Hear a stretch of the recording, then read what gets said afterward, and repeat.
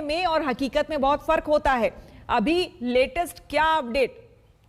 Latest update तो यही है कि दिल्ली में 700 मीट्रिक टन ऑक्सीजन आपूर्ति का आदेश भले सुप्रीम कोर्ट ने दिया है, लेकिन अभी भी उसमें कोर कसर बाकी है।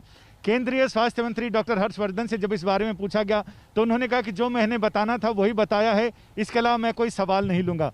उनसे इस बारे में हम बात करना चाहते थे कि स्थिति क्या है, लेकिन उनका कहना है कि सरकार अपनी तरफ से, यशस्वी प्रधानमंत्री नरेंद्र मोदी जी के नेतृत्व में सरकार पूरी तरह से तैयार है और पूरी कोशिशें कर रही है, इतना उन्होंने ज़रूर कहा।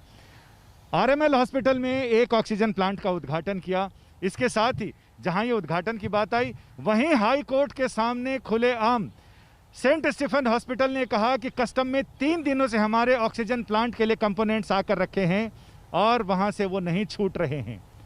केंद्र सरकार अपनी प्रेस कॉन्फ्रेंस में 2 दिन पहले ये दावा कर चुकी है। जब मैंने उनसे सवाल पूछा था कि 3-3, 4-4 दिनों में कस्टम अधिकारी रिलीज कर रहे हैं, क्लियरेंस दे रहे हैं, उन्होंने कहा कि आपकी खबर में तो कोई सच्चाई नहीं है, क्योंकि वो तो मिनटों में काम कर रहे हैं। कस्टम अधिकारी दिन रात लगे हैं, दिनों का काम घंटों में और घंटों का काम मिनटों में हो रहा है। ये तो दावे थे उनके, लेकिन अब सरकार क्या जवाब देगी जब हाई कोर्ट के सामने सेंट स्टीफन हॉस्पिटल ने साफ साफ कह दिया, मैं ऐसे कई लोगों को जानता हूं जिनके देश भर में ऑक्सीजन कंसंट्रेटर 5-5 दिनों से कस्टम हाउस में रुके हुए हैं, लेकिन वो वेयर हाउस से रिलीज नहीं हो रहे क्योंकि कस्टम अधिकारी अपनी शर्तों पर काम करना चाहते हैं।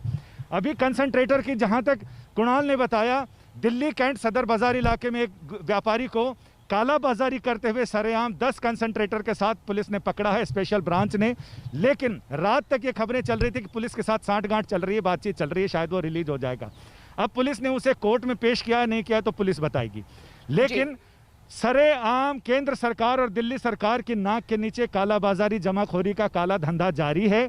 सरकारें कब तक होश में आएंगी पता नहीं, लेकिन जहां तक आपने पूछा कि सुप्रीम कोर्ट के आदेश के बावजूद स्थिति क्या है, स्थिति सरकार कुछ ब्लैक एंड व्हाइट कुछ बताने को तैयार नहीं है। दिल्ली सरकार के जो आंकड़े हैं वो एक तरफा लगते हैं। ऐसे में कोई तो हो, कोई ऐसी नोडल एजेंसी हो जो देश को, दुनिया को, जनता को ये बताए कि कितने मीट्रिक टन ऑक्सीजन यहाँ आया है, कितने नहीं आया है। कर्नाटक के मामले को भी सुप्रीम कोर्ट में ले गई केंद्र सरकार और वहां हम समझ सकते हैं। और इस बीच एक एक सांस के लिए जो आम जनता है वो तरस रही है।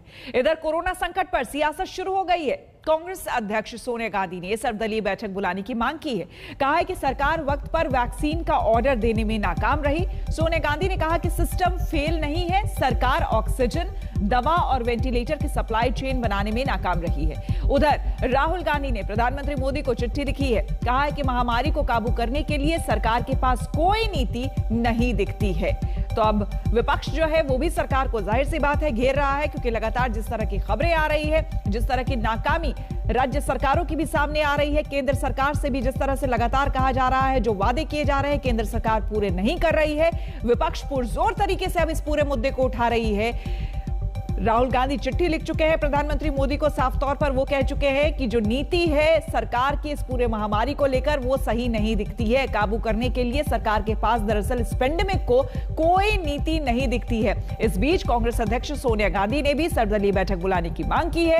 उन्होंने साफ तौर पर कहा है, सोनिया गांधी ने, कि सिस्टम फेल नहीं है, दरअसल सरकार ऑक्सीजन, दवा और वेंटिलेटर की सप्लाई चेन बनाने में नाकाम रही है। इसलिए एक सर्वदलीय बैठक बुलाई जाए जिसमें कि तमाम मुद्दों को लेकर चर्चा हो।